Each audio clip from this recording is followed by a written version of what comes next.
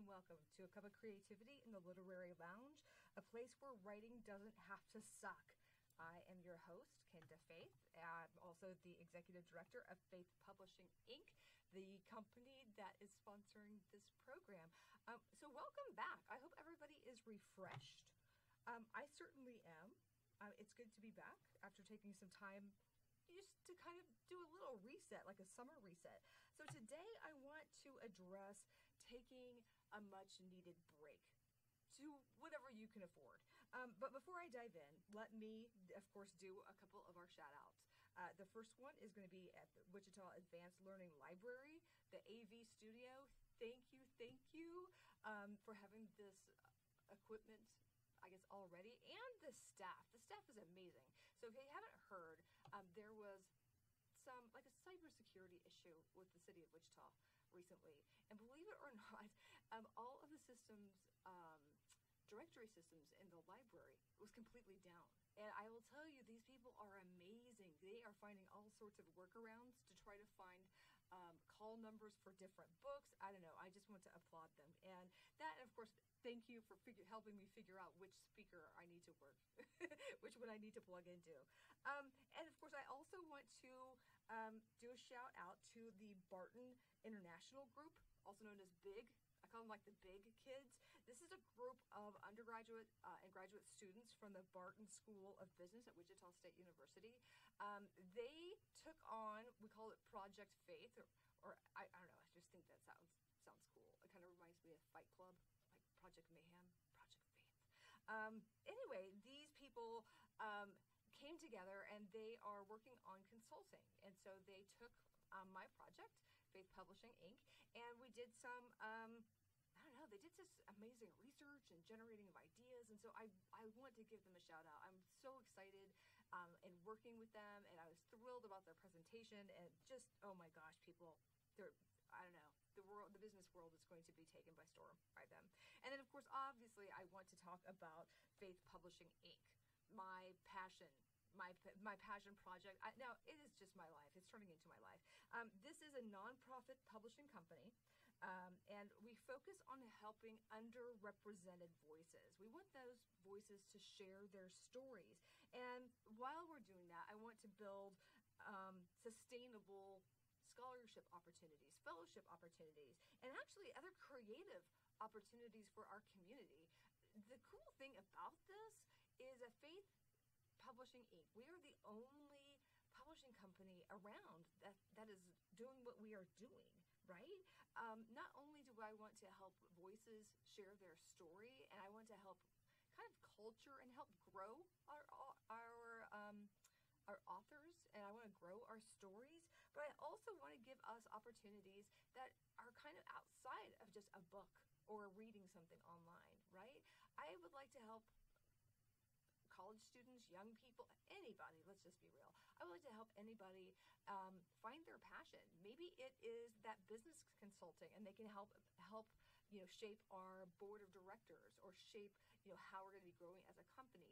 Maybe you are interested in becoming a book cover designer and you're interested in graphic art. Maybe you're interested in social media. I mean, the possibilities are endless. And as more spastic as I sound, I just get more and more excited.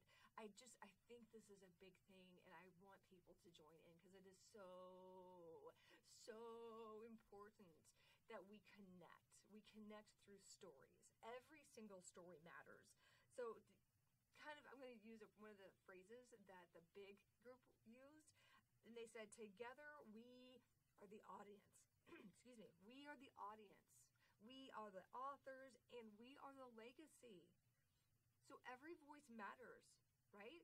Every story deserves to be heard. So let's get together, let's inspire, and let's be inspired from each other. Yay! So with that, before I dig into today's topics, let's do, excuse me, apparently that much needed rest got me a little allergies. Anyway, let's start with a mantra. Why do we do mantras? Mantras help us kind of just see and help us focus and help us overcome. It's kind of like a self-fulfilled prophecy, right? That's like one of my favorite communication theories is if you hear something, see something, absorb something over and over and over again, you are going to believe it. Now, unfortunately, this happens for negative things. So if you are told or if you are surrounded by negative messages, you actually start to believe it. Well, I like to do the counter of that because, I'm rebellious like that. The counter of that is I want to be positive. I want to see what, if we keep on saying something over and over and over and over again, we are going to believe it, right? It's kind of like if I keep on telling you that our stories matter, everyone's going to start believing that our stories matter because they do. All right, kids, my creatives, let's do the mantra. Today, I will face fear. Today, I will be brave. Today, I will struggle. Today, I will grow. Today, I will get through this. Huzzah! Jazz hands. Yay! I hope you can just hear me shaking my jazz hands back and forth. All right, my creatives, let's get down to business. The first, again, I want to say welcome back. You're like, what? Well, I've been gone. Well, kind of off the platform for a little while. Not necessarily completely gone, but I had this, I don't know, maybe like an epiphany, that I can't do everything. Now, if you give me a strong cup of coffee and maybe like a cape, I really seriously think I can save the world.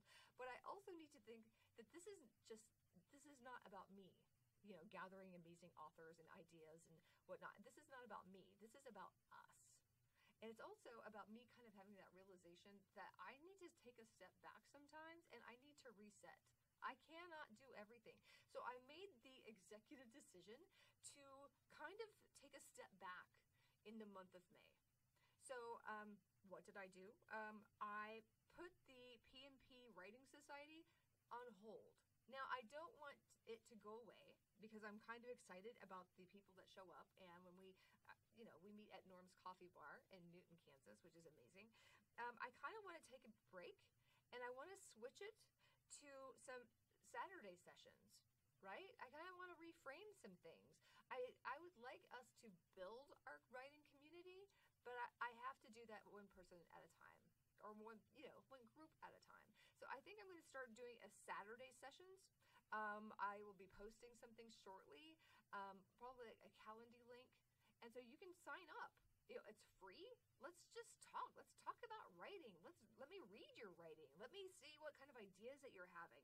I think that is going to be really, really exciting. That way, I'm not driving somewhere. I don't really think any of this is a waste of time, but I think I just want to reframe and use our assets. I guess time.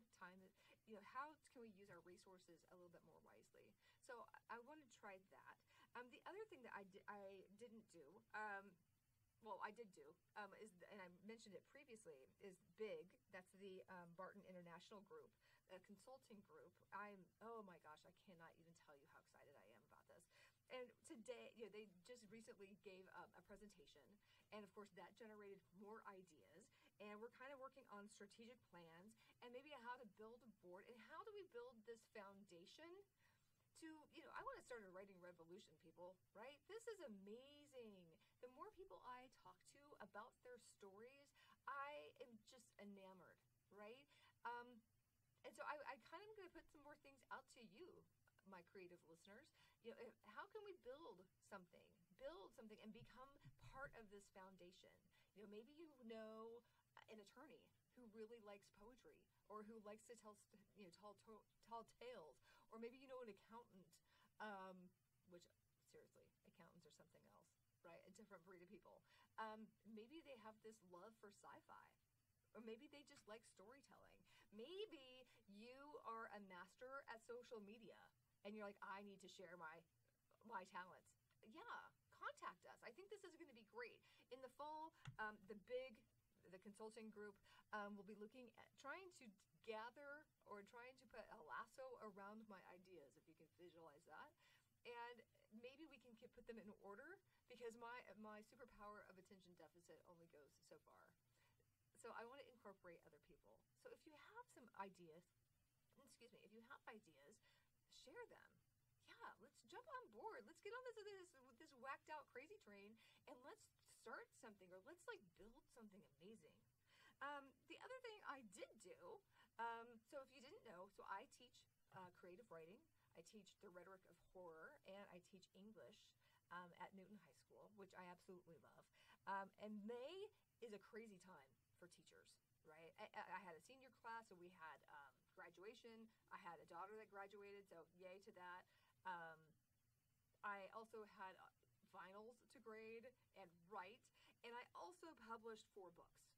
I did not do all the work, but so I'm really excited. One is called Cold. It's by Connor Reed. It's kind of a dystopic soldier story of sorts. I'm really excited to see how people react to this novel. It's his first, and what's even more amazing about Connor's work is that it won a silver key at the Scholastic art and writing competition. And if you guys don't know what that is, it's massively huge. It is a big, big, big, a big writing competition. It's a national competition. And just to kind of give you the breadth of it, other works or other authors that have come from that program, Stephen King, Flannery O'Connor, Truman Capote, Sylvia Plath, I mean, the list goes on. So like you had some like amazing writers compete in this when they were in high school. So I can only imagine where Connor is going to go with this. I'm thrilled about that. Another book that that we did in this past May, it was called The Inner Machinations of a Messed Up Mind. And like I said earlier, I and another colleague teach a class called The Rhetoric of Horror. While I don't necessarily like being scared, when I was younger, oh heck yeah, I totally loved horror stories and flicks, and I don't know, things have changed as I am aging, so I really like analyzing it. Well, one of this kind of in our inaugural bouts, I suppose, is we decided to have the students write their own horror stories. So with this class in particular, myself and Ryan Copper decided we were going to study 5 different horror tropes, right? So we have the bad place. That's going to be kind of like a haunted house. We have ghosts. We have vampires. We have the beast within. Think of like Hulk, right? Or maybe a serial killer. That could go. The thing with no name. You know, that kind of thing.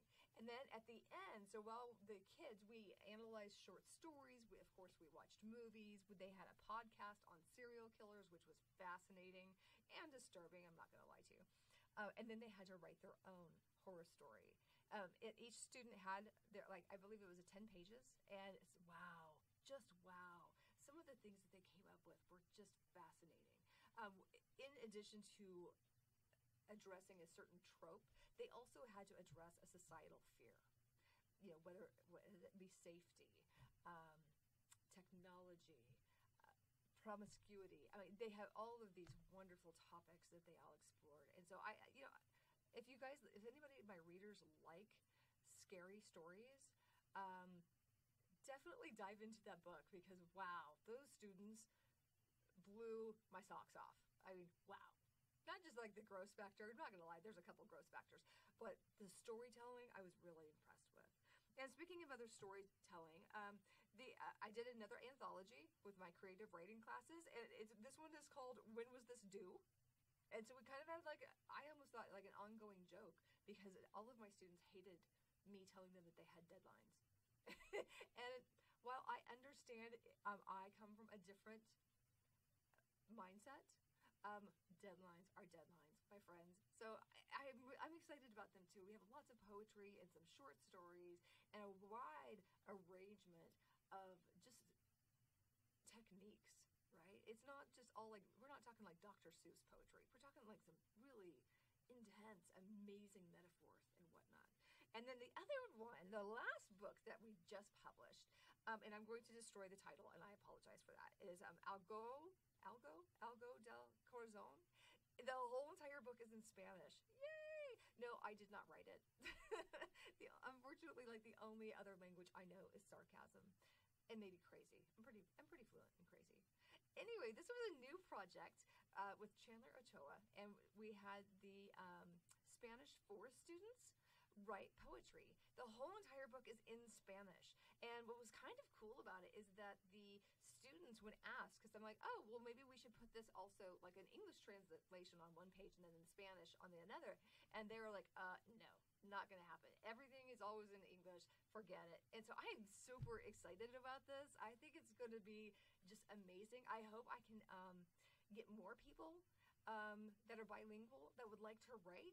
I mean, I can help you write poetry. I don't necessarily know about the different words. I would say like one of my favorite projects, several years ago, I had a foreign exchange student from Brazil. And she, of course, was fluent in Portuguese, but she loved writing. And we had a lot of, it was funny. It was really funny because, as her English comprehension grew, my understanding of how different languages work also grew. And so we would essentially just get around thesaurus.com, which someday I'm going to get a plug from them, thesaurus.com, and we worked at different words. What does gloomy mean in a different language? And does it translate? So I think this whole idea about writing in a different language and maybe even addressing the same issues, I think that's just, maybe we'll learn about how limited language can be, and then also how fluid and flexible it can be. So definitely check that out. I don't know. I'm really excited about it.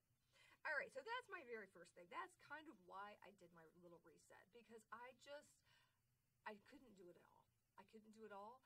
And if I could just like unplug my brain and just share it with somebody, oh my gosh, that would be amazing. So one of the things that I always do after school, and I've done this for a year, I didn't do it last year because it was weird and I was traveling abroad. I went to Ireland. I usually do, my kids call it the purge. No, I don't kill people. I kill dust bunnies. I rearrange things. I mean, I do a serious, deep clean.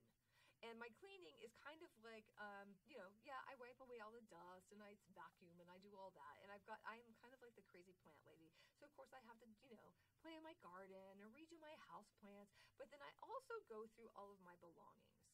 And essentially what I do, and I've read it in a couple of books and I've read it on such and such, there's so many different ways to organize. If it makes me happy or if it stirs a thought, then I keep it.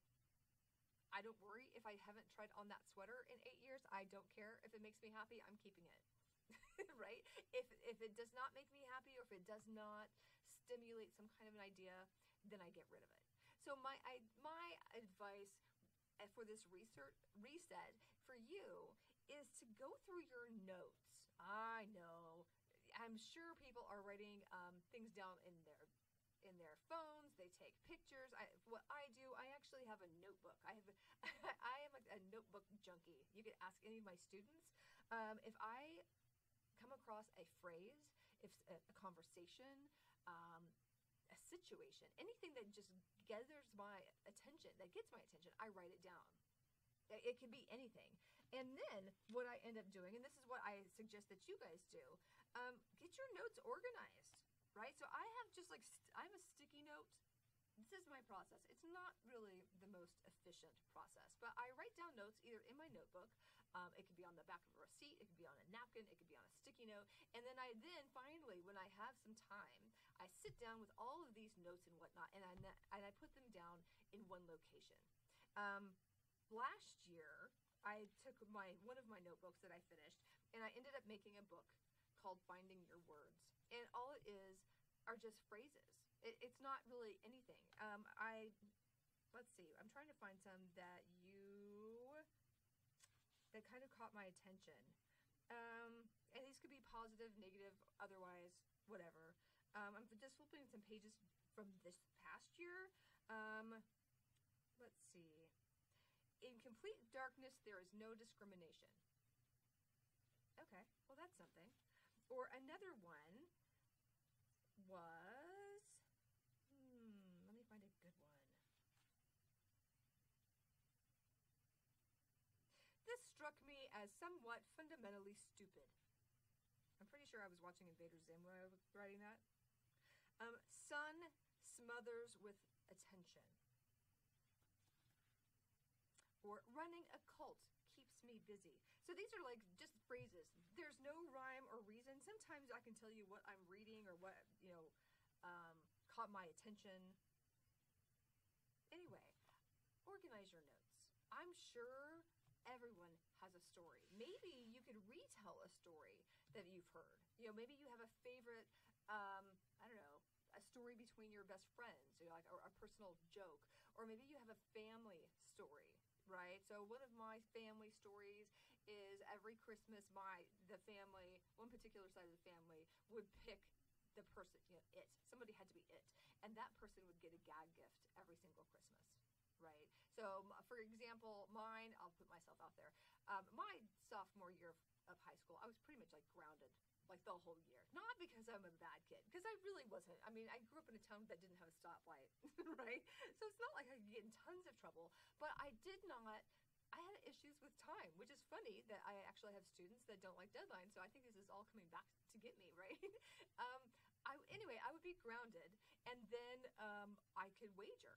I could make a bet with my parents, right? I could play my mother in tennis, which she happened to be my tennis coach. I could bet on a football game.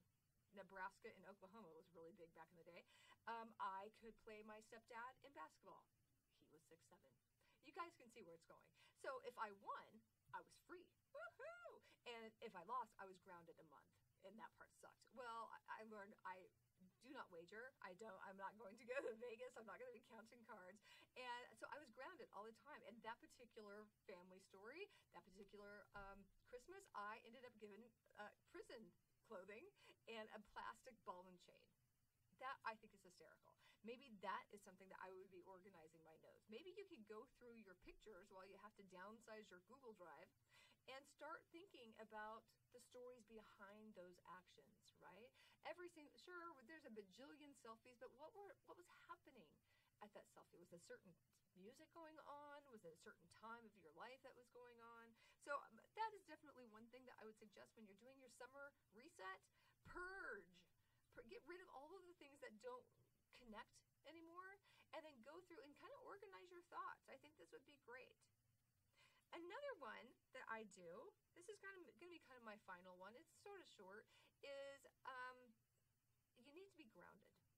Now, for me, I'm actually very literal. I take my shoes off and I walk outside. I know, I sound like a weirdo. I love dirt. I love gardening. Like, believe it or not, my nickname growing up was Mud Puppy, because I never wore shoes and I was always in the mud, right? I really like gardening, and that actually kind of helps me calm and, helps me go through ideas. And I kind of wanted to take this gardening analogy or this gardening metaphor is I want you to grow your dirt. I want you to compost your ideas. And you're like, what? Compost? Okay, so if you don't know what composting is, I take everything that is plant-based, right? I'm talking like banana peels, parts of bananas, plant, whatever. Any, paper, anything that's biodegradable, and I put it out in a bucket. And then I rotate it, and then I put like grass clippings and blah, blah, blah. And then eventually, all of that good earth, you're making good earth, you're making good soil, can go back into your garden. So I'm really excited that I'm growing peppers and tomatoes and lychee. I'm really, really stoked about lychee. But anyway, I get sidetracked. Composting your ideas. So ground yourself. Like, take a moment. It's okay to take a month off. I mean, I was still working, but it kind of also gave me some time to just ground myself and find what was important and what was connecting, right?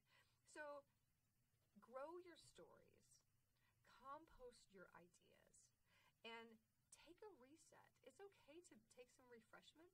Maybe get on a swing or a hammock. Maybe daydream a little while you're looking at clouds. And I think that we're going to have better stories. I think we're going to have that better foundation once we have good earth. So, here's my call to action to you. 1, rest. It's kind of summer, it's after school, we can take some downtime, you can kind of relax a little, you're not going to have Miss Faythe yelling at you because you're missing a deadline, blah, blah, blah, right? You can relax a little bit, and then reset. Reset, plant your feet, and find your good stories. Grow your stories and compost your ideas. I think when you do that, I think our stories are going to be amazing. So, my name is Kynda Faythe. I Director of Faythe Publishing, Inc., and I look forward